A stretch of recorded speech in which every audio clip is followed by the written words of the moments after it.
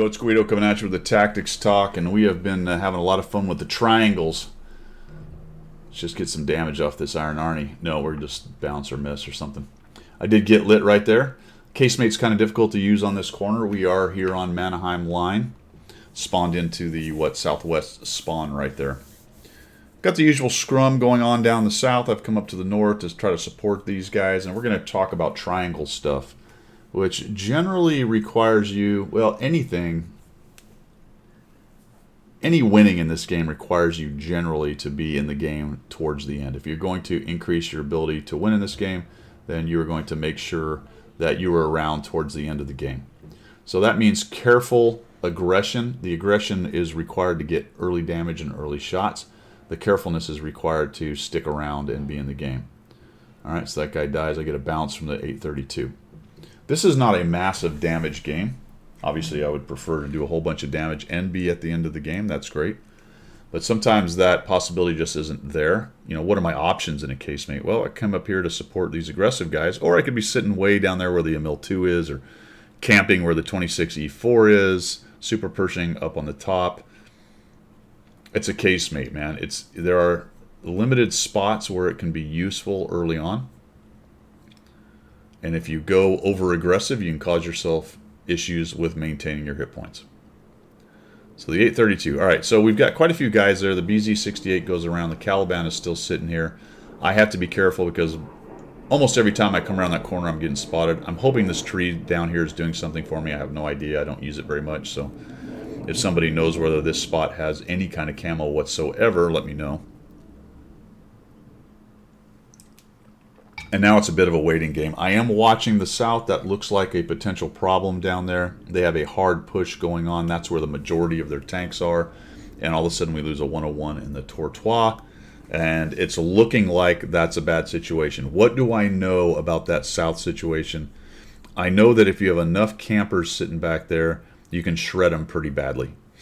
Now we have some, and over-aggressive teams that want to keep on pushing in the south can get themselves in trouble. So that's what I'm sort of counting on. I did cut right here because I figured I was going to get spotted by somebody in the middle. We'll go into this little low spot here. Their Scorpion G dies. That's good. Our Caliban and BZ66 continue to push in there. I think that's probably not a bad plan for them, just to keep on keeping the Standard and the T-38 occupied. And we'll have to swing back here and deal with the near-deads who are pushing in. So I finally get over here. This thing has okay maneuverability, not amazing, but pretty good. I do have a turbo on it. The TS5 is now trying to sneak in. I'm like, ooh, I'll get a shot on him maybe. Nope, he gets nuked. RHM kills him. That's going to get me lit. Oh, it didn't. Okay, he was already dead when I fired, it would appear. Now I'm waiting for this IS-32 to make his move. He's got pretty good turret armor. That just completely misses. I don't get lit. All right, he's far enough out. You can see he's outside of my spotting ring. I do notice the 1390 moving in. I'm looking like maybe I have a green, marker on there a little bit, but it doesn't go in. Super Pershing is doing a nice job keeping the 1390 busy. We do have 2 artillery, so I'm figuring the more he dicks around over there, the better. That just doesn't go anywhere near him. That's unfortunate. Little curveball down to the left. I did have some side hole I could have got to. Notice the Caliban and the 66 are still alive. So this is a fairly close game. See if we can get a shot on him. Nope. That would have been a bit of a prayer shot. We'll back out. Don't get lit again. And now I'm thinking, all right, what do we do here? The IS-32. So it was an okay move. I'm having a little bit of trouble with my controls today. The one take isn't working here. It's an okay move, but he's kind of stuck there now. There's no real good way for him to get out of that. But you'll notice all of a sudden that our north push actually completely died. Ah, crap. All right, well, this is the triangle stuff, right? I have maintained my hit points, tried to support the team as much as possible, and done a whopping 0 damage. Sometimes it's just the way it is, my friends. What I do know, though, is anything that's going to push into me is going to be relatively low hit points. A little bit of a prayer shot, but it works. That was huge, killing the 1390. I don't have him running around lighting us and bothering us. That's great. This spot is a bit exposed to artillery, but I don't feel like I can cross quite yet. There's still an even 90, and there's the 832. Yep, there he goes. So he just took a stab at me, proving what I knew to be right. He does have a shot in there. The IS-32 is still alive, and holy cow, we're down to just me, the Super, and the RHM, and a couple artillery. I would really dearly love to get rid of the even 90. Oh, there he is. That's part of him. I'll take it. That'll work. He needed 2 anyway. Maybe the Arty can take a stab at him. I would love to chase him a little bit. Unfortunately, I don't want him to get around me. Also, yep, there we go. I knew that was going to happen. Come around in here, and maybe I can get another sneaky kill. Not there. The IS-32 dies. All right, now that the IS-32 has died, I'm going to cross over here, cover up against the artillery so that anything that wants to get to me has to come around this corner. That has freed up the Super and the RHM to help me and the artillery because the IS-322 dude is not down there. That's fantastic. Is it an IS-3 or was it? Yeah, IS-32. 2. So I can now kind of lock down this approach. And this is just basic triangle stuff, guys. I know a lot of you kind of know this, but at some point also, too, in addition to, you're going to have to get more aggressive to close out the win. For the moment, we're defensive. The big difference here is the ELC even 90. The other team has a massive advantage depending on how their ELC even 90 plays.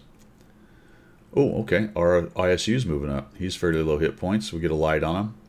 He's decided to push in. That makes me sort of feel like the rest of them are going to come with him. Either from this side or up through the middle with him. Could be just the rando player has decided to push alone. That would be ideal. Hopefully that's what he's doing. I'm looking at my 2 buddies thinking, you need to close this dude out fast. I'd love to turn around and just go in there and use my hit points. And maybe I should have, but I sort of expected the ELC to make a move right here. Maybe with the 832, but he didn't. All of a sudden now I see the ELC's down there. Fine. If the 832 comes around the corner, I'll have to rely on the artillery to work on him. I have to get over here and help get rid of this ISU. I can't let him continue to light guys, let their artillery get shots just like that right there. And he gets 1 hit, doesn't really see me, and we close him out. Fantastic. Spin around. I might take an artillery shot. And I'm going to go right back this way. Again, assuming the 832 is charging hard to get in there and try to make this happen. I'd love to find him right here in the flat, but he doesn't. He's not here. ELC looks like he's running away. You can see his markers moving back towards his cap. They're down to an 832, 2 artillery, and ELC. And at this point now, we have the advantage. So I'm going to make a move. We only have 5 minutes. Well, closer to 6 minutes. This is the part of the match where you've got to start taking into account the time that you have and how much time it takes to move around the map and how much time it will actually take you to break down various defensive positions. So the enemy team is now going to get into the defensive position we were just in. They're going to fall back to their cap. The ELC, again, I'm going to beat that dead horse. He is a definite problem. He can get into numerous places up there near the cap and spot everything we do in terms of trying to push and give both his artillery just a heyday. I have all my hit points, though, so I have to be the guy that gets in there at some point. And I think that's the biggest thing for you triangle players, that this is your primary kind of tank. At some point, you need to learn when and how to spend your hit points, but try to do it as smart as possible. Obviously, if I can make a move that spends 0 hit points and lights or gets guys dead, that's preferable, but that may not always be possible. So I'm just hoping the ELC hadn't come this way. I don't have any hold down 832s. Think about if you were the 832 and you're a one-shot and you know there's 2 artillery on the enemy team, would you really be in a place like here, say right here, hold down, waiting for somebody to come up and over? Yeah, you might sneak in a shot early. You also might just get lit if they come up over carefully, or you miss, or you bounce, and then the artillery, you're out in the open. So more than likely this 832 has fallen back in a serious way. So I'm going to give the Super Pershing some time to move up. I ensured that there was no spotting along this position. I'm now in the bush. Theoretically, I should see anybody who's moving around well before they get too close to spot me. And that's allowing then the Super Pershing to go, all right, I know this way is clear. The RHM doesn't do a whole bunch. I don't hate that position, to be honest with you. If he moves down around in the south there, there's numerous places the ELC could be kind of hanging out and see him, and then he's just arty bait. Nice soft tank. There goes an arty shot into the top there.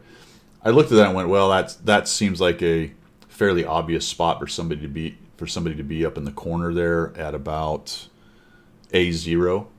So a couple blind shots in there isn't bothering me at all. I don't know if maybe they saw a shot come out from there, but that's where I would assume he would probably be as well. At least somebody would be there. All right, Super's down low.